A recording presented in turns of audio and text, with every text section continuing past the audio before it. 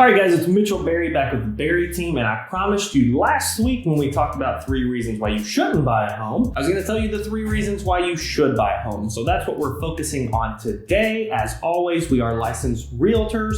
So if you're looking to make a move in our area or anywhere across the country, reach out to us. We would love to help you get that ball rolling. 812-315-3850. Hit subscribe to our channel. Hit the like button on this video. We come out with them every single week, so we don't want you to miss any of them. A lot of great content here, so let's dive right in. So 3 reasons why you should buy a home. My personal favorite is it's a forced savings account.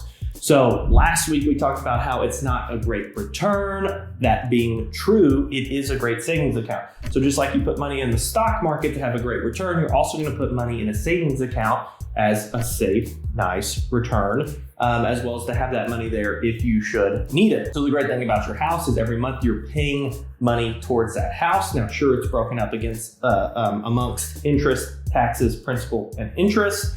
3 of those we're not a big fan of, but the principal part we love. So every month you're putting money into that principal and it is being held there as equity for you. So when you go to sell, or even if you keep that house for a long time and decide to get a line of credit on it or refinance it and cash some of that equity out, you have money in the house that is yours. And it's really, the nice thing is it's not super easy to touch, especially if we haven't already gone through one of these programs to refi or get a line of credit on the house. You have to go through one of those or sell the property. So it's super nice. So if you're prone to spending a lot of money you shouldn't spend, it's kind of a nice option because it's just stashed away for you as you go. Number 2, the most fun one, it's your house. You can do whatever the heck you want to do with it. So unlike your rental, you can't always customize and make it how you want to make it.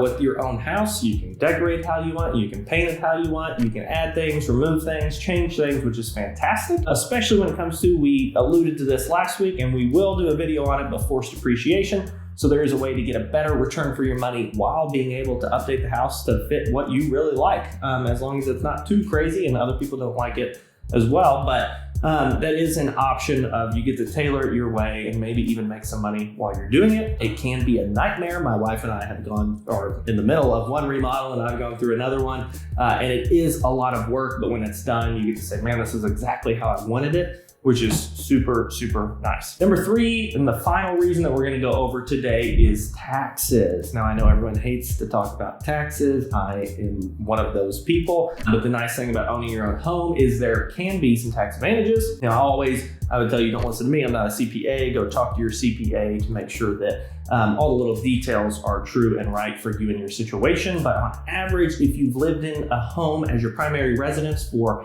at least 2 of the last 5 years, you have great tax benefits when you go to sell your home. So unlike investment properties and other things like that, when you go to liquidate that asset, you're going to owe some sort of tax on it, capital gains tax. With your own personal residence, if you've used it that way 2 of the last 5 years, and as a single person, it's not selling for more than $250,000, or as a married couple, no more than $500,000, then those proceeds are not taxed for you. So it's a great way that, even though we talked about how the 3% isn't a great return, what is nice about it is it's not taxed. So you got that money, you can do what you want with it.